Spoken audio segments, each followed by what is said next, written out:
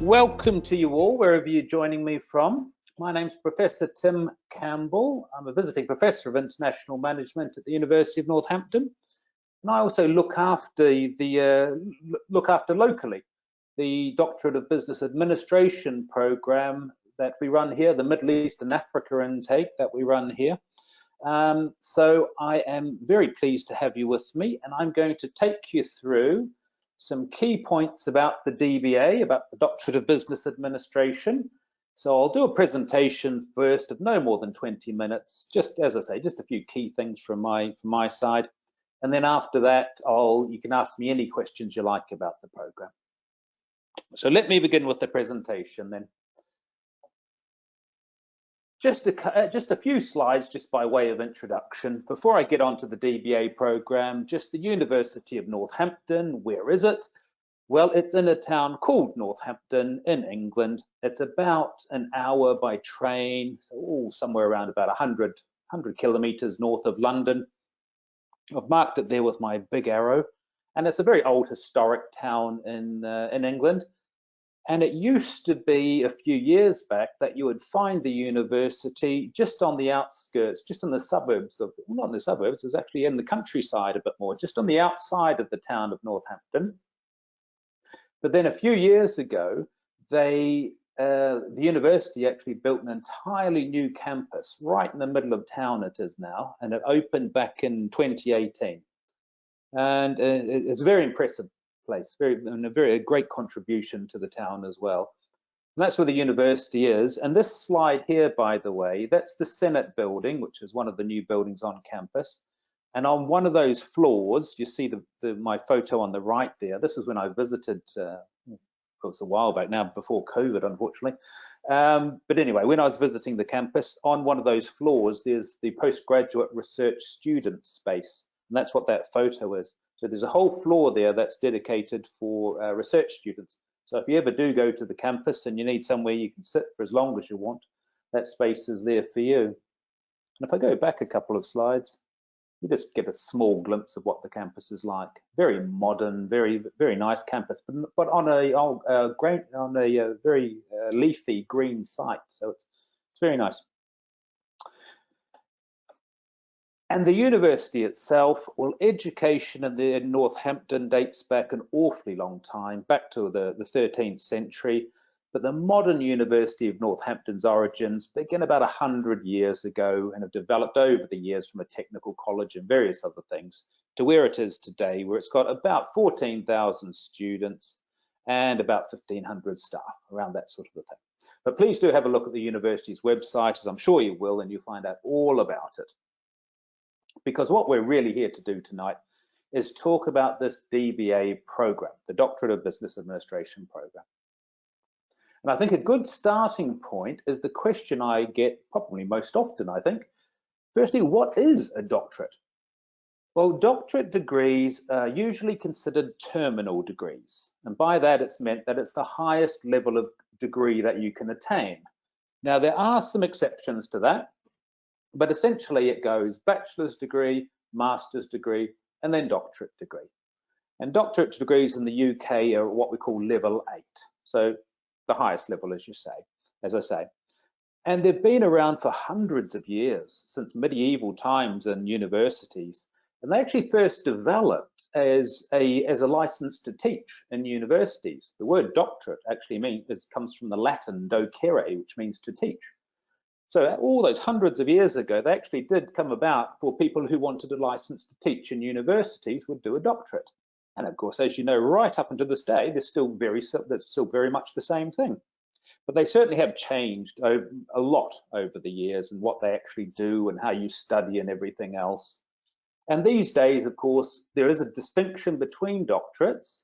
We have what's called professional doctorates and research doctorates.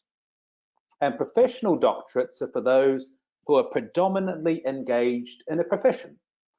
So, for example, if you're ill and you go and see a doctor, and you're a medical doctor, a physician, that doctor will usually have an MD, a doctor of medicine. So that's a doctorate for medical doctors that they do for their profession. But you'll also find doctorates for engineers. You'll find doctorates for pharmacists. You'll find doctorates for education people. Almost every profession will have a professional doctorate associated with it. And that type of doctorate, as I say, is for people who are primarily engaged within that profession.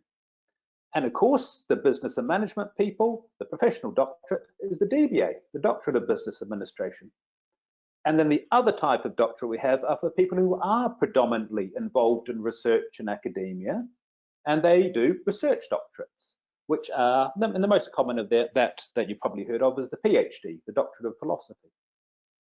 So they're both academically equivalent. As I mentioned, in the UK system, they're both level 8s, but it's just their focus and their audience is slightly different. The professional doctorates, what you do is a bit more applied, whereas research doctorate could be entirely theoretical. So there's lots of similarities to them, though. They're both research-based degrees. When you get on the DBA, you will be doing one big research project, but it will be more applied than what you would do if you were doing a PhD. It would have to have an actual practical business and management outcome to it. But they are research doctorates, and professional doctorates still are research-based degrees. And of course, at the end of your doctoral journey, you will be able to use the title doctor. And of course, you should have a doctorate degree before you use the title doctor. And that, of course, what you will have. And I'm just going to do one more slide on this because as I do often get asked about this. And I think the next slide just really sums it up. It's quite wordy, so I'll read through it. But I think it just makes this distinction clear, and then I can move on. So it says, PhD programs in business focus intensively on preparing candidates to conduct highly specialized scholarly research. They focus on the development of new theory in management, economics, and related fields. Most PhD in business administration graduates lead to careers as university researchers and professors, or as senior researchers in business or government. And then the next quote just talks about the DBA, the Doctorate of Business Administration, the professional doctorate. These programs focus on the application of theory rather than on the development of new theory. The DBA, by virtue of its focus on the application of theory, has more practical application in managerial settings than PhDs do. So I think that makes that's just from allbusinessschools.com, which I just thought makes quite a nice distinction between the two. But of course, the distinction isn't completely cut and dry. I've worked with plenty of people in business schools who are business school professors who have DBAs. And equally, I've been with lots of people in industry who have PhDs. So it doesn't mean you're actually pigeonholed into one or the other. It's just the focus is different. And a lot of DBA students, they want to stay in industry and move to board level or do management consultancy, or all sorts of different things. But a lot of them do say, you know, in a few years' time, I'd like to do a bit of teaching in universities. So do tend to do that as well. So this is the distinction between the two, but, you know, do be aware it's not completely cut and dry. All right, let's get on then to the DBA program, the Doctorate of Business Administration program. What sort of things then, if I've just told you that the DBA is all about practical outcomes, what sort of things do students study? Well, these are some topics that our current or students who have finished have done. And as you'll see from these topics, they can be absolutely anything that fits within a business and management field. So we've got a critical examination of a performance management system, leadership styles and employee performance, an assessment of corporate governance in the public sector, assessing the value chain and manufacturing business, reasons for investing high-tech startups, resolving project conflicts, agile project management. And one of my students who looked at knowledge transfer and management training, particularly looking at cultural differences. So as you can see from that, there's everything from finance, accounting, entrepreneurship, human resource management, organizational behavior, you know, anything business and management is potential to be a DBA topic. Now, let me tell you about how the program works. So our next intake, which will be our 13th intake, starts next May, the end of May.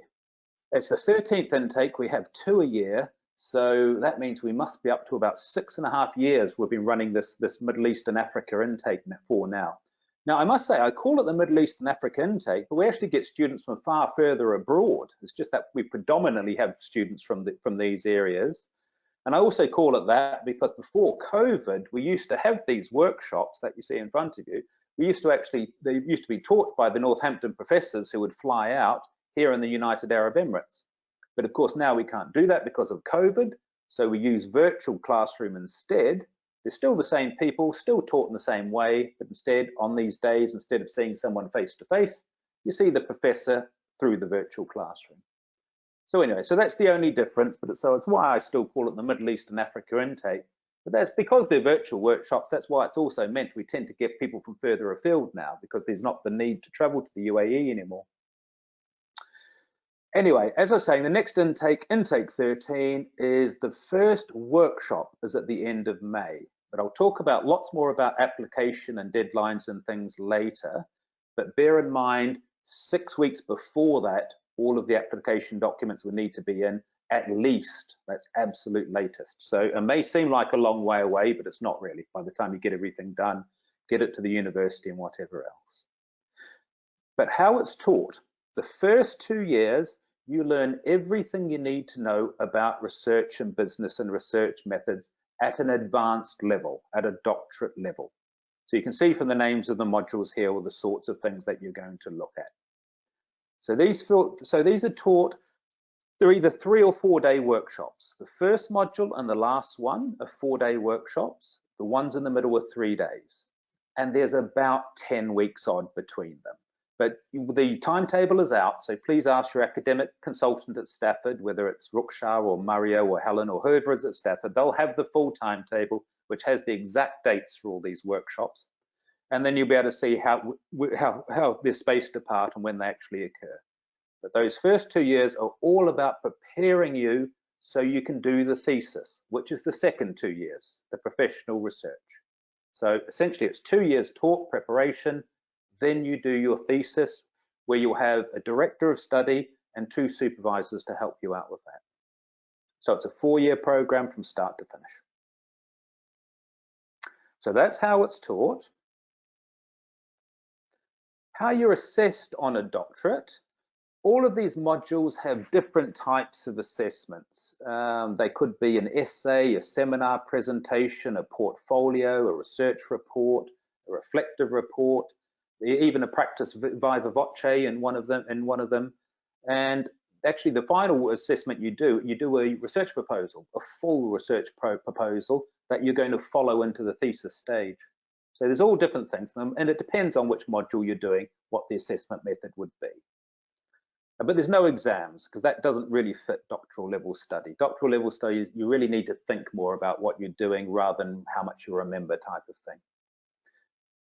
After those first 2 years, when you get onto that thesis, that's a 40,000 word thesis, and that's assessed by a viva voce examination. Viva voce is just Latin, it means an oral examination.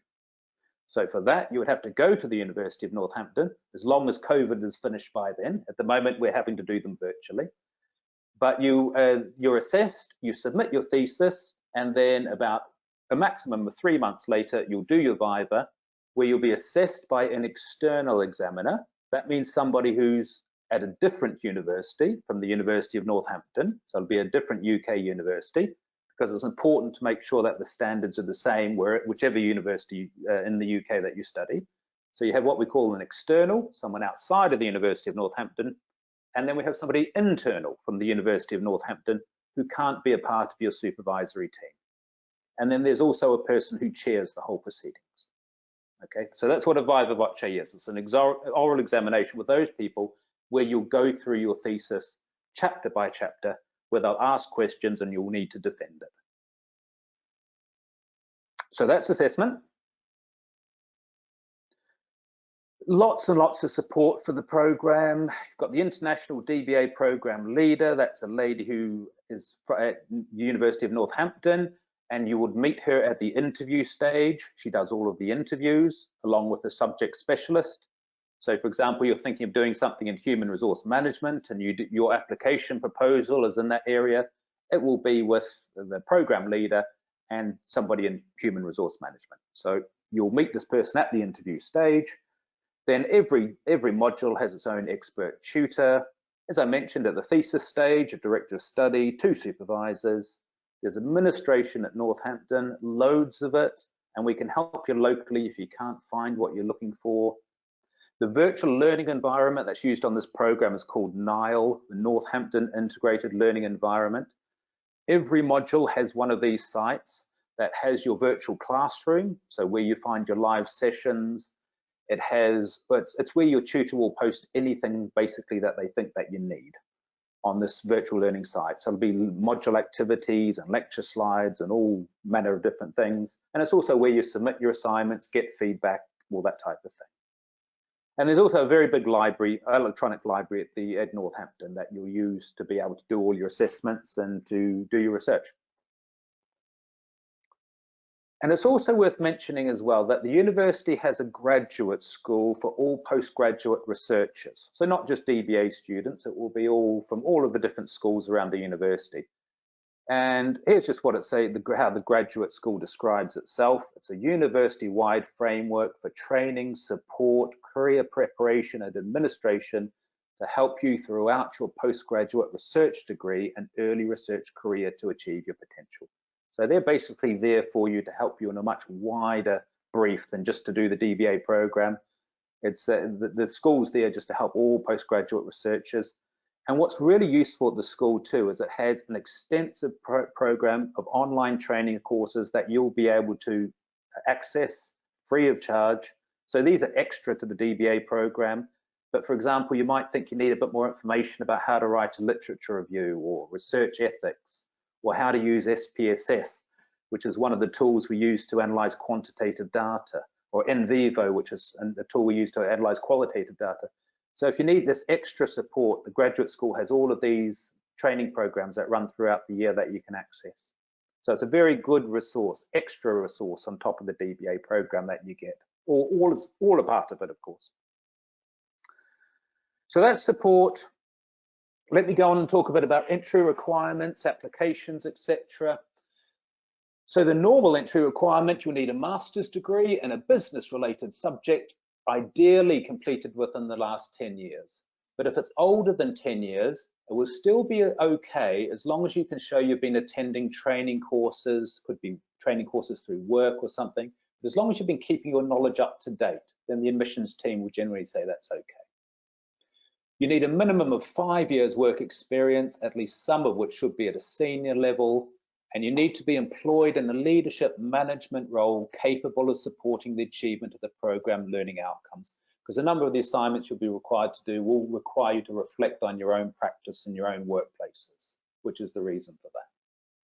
So they're sort of the standard entry requirements.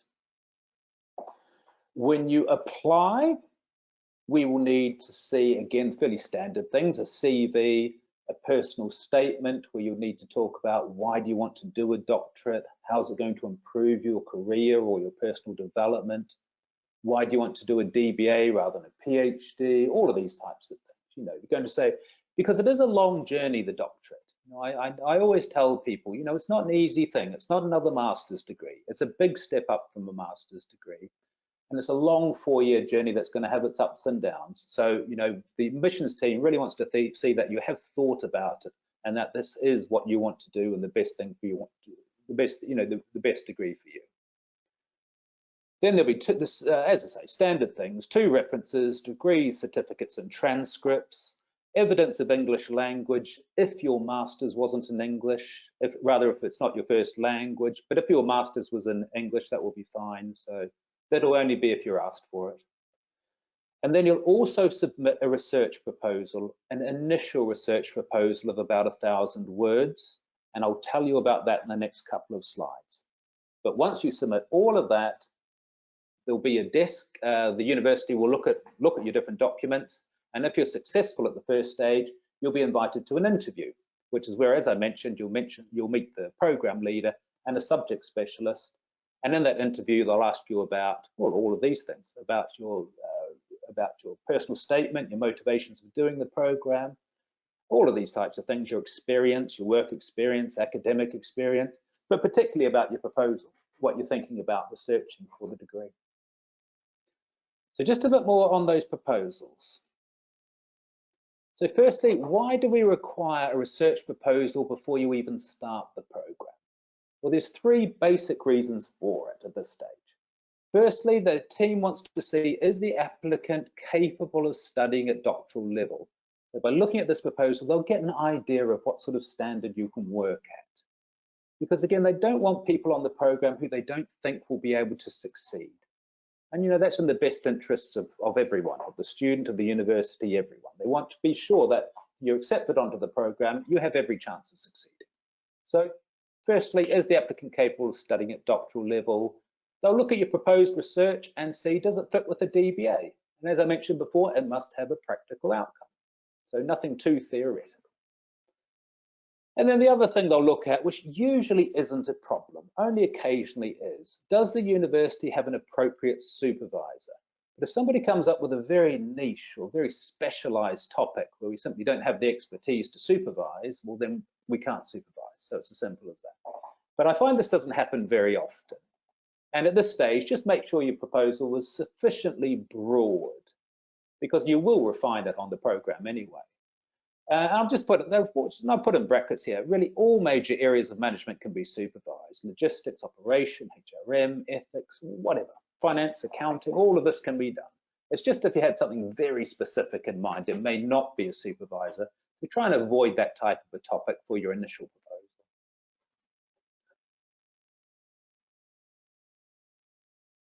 And what did the Northampton team look for in a proposal? I've sort of mentioned these things, I suppose. Can it make a practical contribution to business and management? Can the applicant reference using the Harvard system? Can you write a brief literature review and cite some authors in the field? And do you have a basic understanding of research methods? And as I put at the bottom, all business and management master's graduates should already have these skills, so it shouldn't be anything too difficult to put together. So that's proposals. Don't forget about fees, of course, and because they change per intake, they can change between intake. Just have a look on the Stafford Global website to make sure you're getting the absolutely correct fees for the next intake. And as I say, I think that you will find that for a doctorate level program, they are very reasonable, because doctorates are very resource intensive for universities. They take a lot of people. You're only small intakes. There'll only be somewhere between 10 and 15 people on an intake usually. So it is. So as I say, I do think, and remember, it's not an online course. It is a taught course. It's a part-time DBA. So have a look at those. But I do think for a DBA program, they're pretty reasonable. Now, why you should do a DBA at Northampton? It's an investment in your future, both in the academic and professional fields. It's the highest qualification in business and management. You will contribute to business and management practice, because it would be expected that your thesis would be published in an academic journal. There's international and local supervision and support and workshops from the leading international faculty. Sort of the best professors at the university are the ones who will be teaching on the program and supervising on the program. Just a final word for me before I take questions. Oh, I can see I have gone a bit over time too. I'm on about 25 minutes, but anyway, I'm nearly done. A final word from me. Just completion of the Northampton DBA will set you apart as an expert, able to lead and manage at the highest levels. You will have made a unique contribution to your field and developed outstanding analytical, critical, creative, and reflective skills so needed in today's business world. Really what I'm saying is, if you study, very few people study to doctorate level. If you study to this level and succeed, you will certainly stand out in all of these different respects. Right, there's my sort of, if you like, my key bits about the program, my sort of important bits I've pulled out. What is really important is for me to have a look at your questions. Now, the easiest way to do this with a group of you, if you use your question box, type in your question there, and I can see I've got quite a few already, and I can take them one by one. And I shall read them out to you as I get them. Okay, so the first question I've got, I completed my master's degree about 13 years ago, but have extensive senior management experience. Will I be able to apply for the program? Yeah, that's fine. Even though it's a little more than 10 years old, as long as you've shown you've been doing some training courses and things at work, you know, you've been updating your knowledge in some way, then that's usually fine. My next question. After the taught modules are complete, can I do the rest of the program on campus in the UK? You can go to the campus anytime you like, actually, and spend some time there. But there wouldn't be any particular reason to after the modules are complete, because that's only supervision anyway. And so when you see your supervisors, remember you have you know, you've got 3 of them. The director of studies, it's easiest, even if it's just easiest to meet virtually anyway. We meet using the university's virtual classroom and it works very well. So you're more than happy to spend time on campus, but it wouldn't particularly help you on your program. Unless, of course, I suppose I'm just thinking if you wanted to go to some of the workshops in the graduate school, that would certainly help. So anyway, what I'm trying to say is it's up to you. You can spend as much time on campus as you like. But the taught module part of it, you need to stick with your intake here in the Middle East and Africa intake. Then when you get to the supervision part, if you want to spend some time on campus, that's fine. Will my degree state online distance learning? Absolutely not. Remember, this is not a self-study online course. It's not one of those things. The only reason we're doing the workshops virtually at the moment is because we have no other choice because of COVID. Because getting the lecturers can't come at the moment, and getting the students to come, of course, we're just not there yet, unfortunately. We're still dealing with that. So it's still not an online course. The workshops are still completely face-to-face. They're real-time, they're synchronous. So it is not online, it's a part-time taught degree. Next question. Yeah, this is a good question. It's about the interview. What is the nature of the interview? How long does it take and what should I prepare? I do think sometimes students don't prepare enough for the interview and they don't think, because it takes, well, just to answer your question once at a time, the nature of the interview is where they'll talk about your work experience, your personal statement, what you did for your master's, where you're working, all that type of thing. But most of it will be on your research proposal and what you want to do. So you need to know your proposal very well. And it usually takes 30 to 45 minutes, that sort of time. But you do need to prepare for it because, as I say, I think sometimes students don't prepare for the interview well enough and don't, and they sort of get tripped up. And you do need to bear in mind that only about 50% of people who go through the whole application process will actually be accepted onto the program. So it is competitive. So do spend some time making sure you really know your proposal, know the references that you used, know where you're going to collect data from, and all these types of things. And that's just one more thing on the proposal. You just made me think about that. The proposal will change when you get on the course. Almost all students tend to stick within the same area. But after you've done the first 2 years, you're going to find out a lot more about research and a lot more about what makes a good project. So your initial proposals will change. You're not stuck with them. So, at this stage, just make sure it's a good initial proposal. Next question, can the program be completed in less than 4 to 6 years? So the program is designed to be completed in 4 years. Your 2 years with your facilitated modules, they can't go any faster because you have set hand-in dates. And then you do your 2 years for your thesis.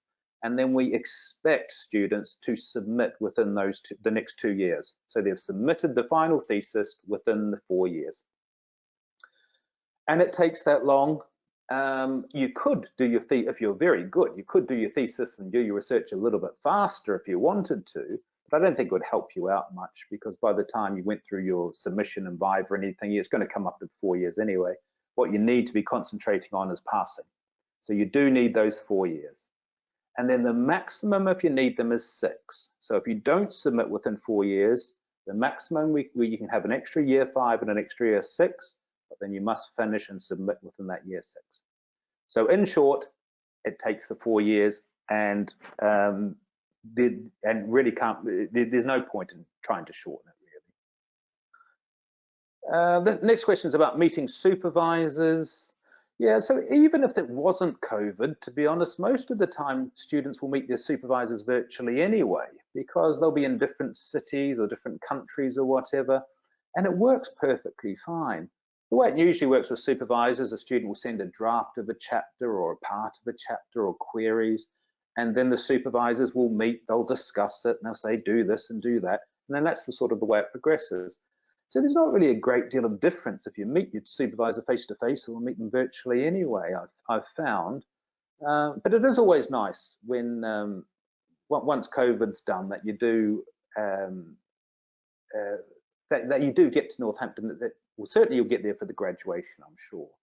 But to go and meet your supervisor on campus is quite nice. But as I said, it's not really a big thing. You'll meet them virtually.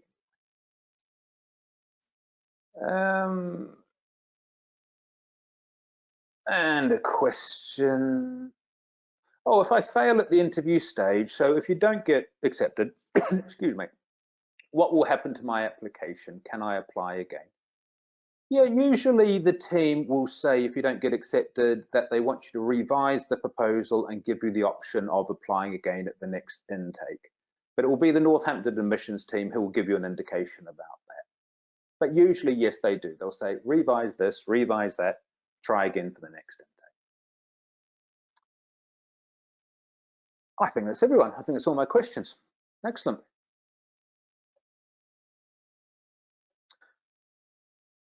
So, last word from me. If anything does come to you, of course, just drop me an email or give me a call on that number, whatever you like. And I mentioned this right at the start as well. You know, it might seem like the end of May for the first workshop is a long time away, but by the time you write your proposal, you get all your documents together. We're coming up to holidays in the UK in the next few weeks as well. It all does take time, so it's best to get them in as early as possible. And yeah, even if it's May, we're still, you know, you're looking at March as really the final deadline to get all these things done. But your academic consultants at Stafford will actually know, they deal with the admissions team much more closely than I do. So if they want you to get things in earlier, then please do listen to them and get them in earlier, because we want to give you every chance of getting onto the program. All right, everyone, I think that's everything from me. As I say, if you've got any questions, you know, you just let me know anyway. I very much hope I'm going to see you at the next intake in May. So thanks for listening, everyone. Bye for now.